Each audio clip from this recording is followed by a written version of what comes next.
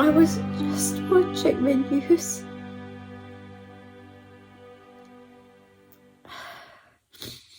One of the journalists who's turned 65 goes on retirement. He made a compilation of her career. She was interviewed, she was honored.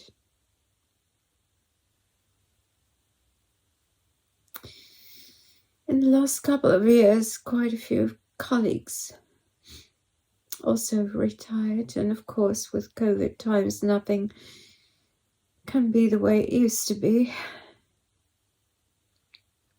At least they got a document where we could all write our messages to them. As of the 1st of January, I've been retired.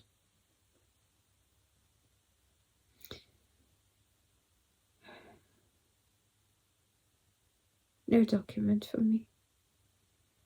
No message. Nothing. Absolutely nothing. I worked for 34 years teaching.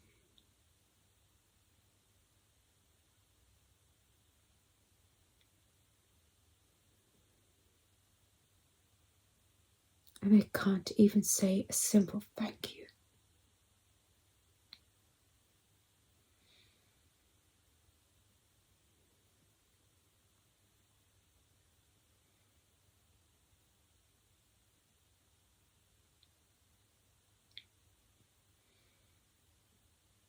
Thank goodness I've always had the appreciation of my students.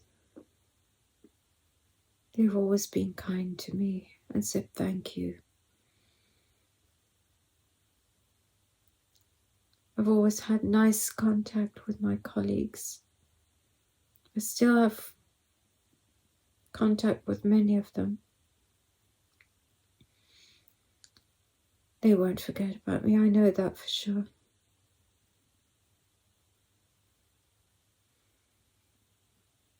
What can you expect from a school where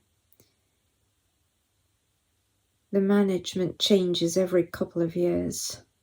They're only interested in their own ambitions and their own careers. They don't care about people. They really don't. Good riddance. Sorry if the video looks a bit grainy, I'm afraid. It's another talk late at night from my bedroom. I was just thinking over my day today. We had our traditional Saturday morning coffee with our friends, and this afternoon we joined them to have a special, I would call it a kind of pancake, although the locals wouldn't be happy for it to be called that. In Flemish it's called Gutelingen. By any account, the only way you can describe it is a kind of pancake. The only difference is it's not made in a pan. It's made in the oven. And the batter is poured onto the bottom of the oven.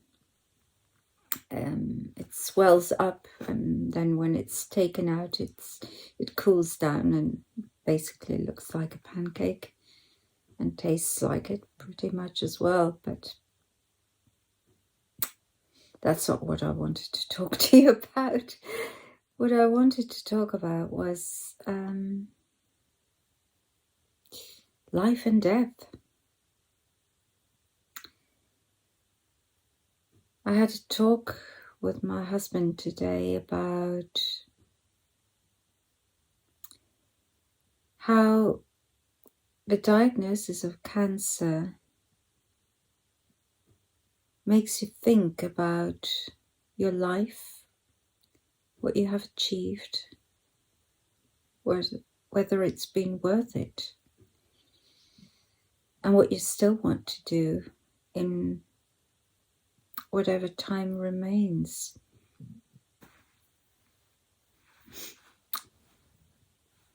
I want every day to count. Not necessarily because I want to do great things. I just want to make sure that whatever time remains is meaningful for me, for the people who matter to me.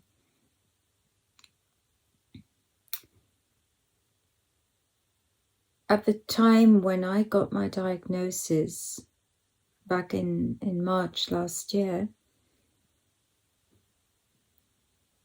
I was told the news wasn't good.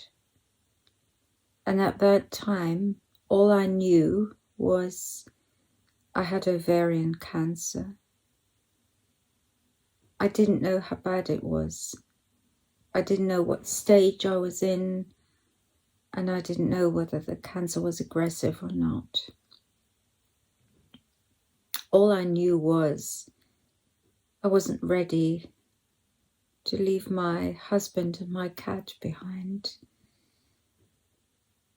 If you're a cat lover or an animal lover, you will know that cats are family too.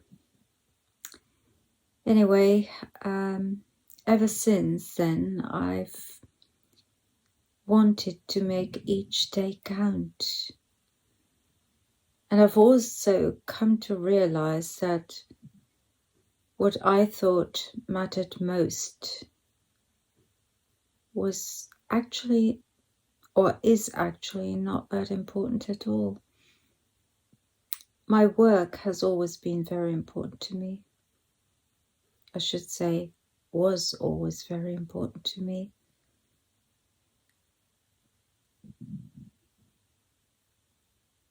And it stopped being important right at the moment of my diagnosis. All of a sudden, the paperwork, the constant nagging, the constant do this, don't do that. No, I didn't want to be part of that anymore.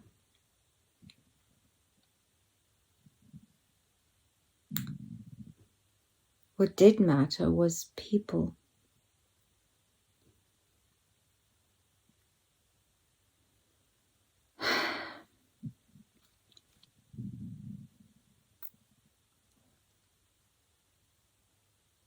To me, it's so important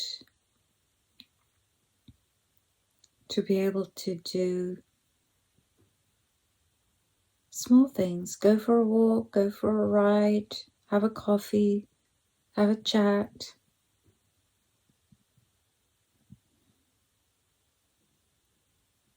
I don't know how much time I've got left. It may be a couple of years, it may be many, many years, I don't know.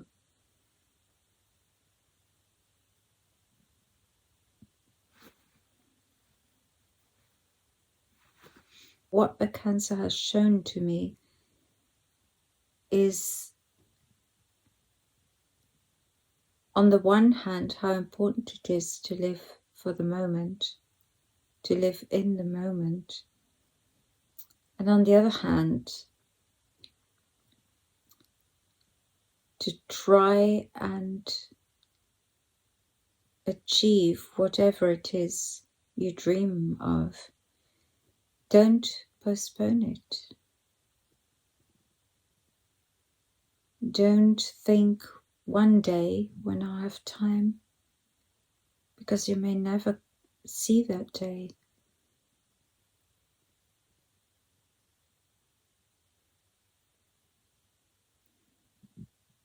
Hello, good morning. Today's Wednesday, the 19th of January, and in an hour's time I have an appointment with the hairdresser. I haven't been to a hairdresser in such a long time, so I'm really looking forward to it. And yeah, we'll see how it turns out. I'm very curious. Hello. Today's Sunday, the 23rd of January, and as you can see, I'm still in bed. I've just had breakfast with my cat Timber. Last Thursday, I went to see the gynecologist. Everything's fine, so no worries there. I also had a blood test, which did show some things that are not quite right. My thyroid seems to be out of whack again, which is probably why I'd been having this nervy feeling off and on for the last couple of months. I called my GP about it, but he wants me to continue with my thyroid medication. Not sure about that though. I also have a vitamin D deficiency, which I need to take medication for, but my GP forgot to fill out my prescription, so I may have to call him back. He can be distracted sometimes. And all in all, I've been doing quite well. I'm making progress in rehab. Although I've been feeling very tired all week. But then I have been fairly active. And there's the vitamin deficiency, which probably plays a role. So hopefully that will be sorted out soon. I've been struggling a bit to make a new vlog.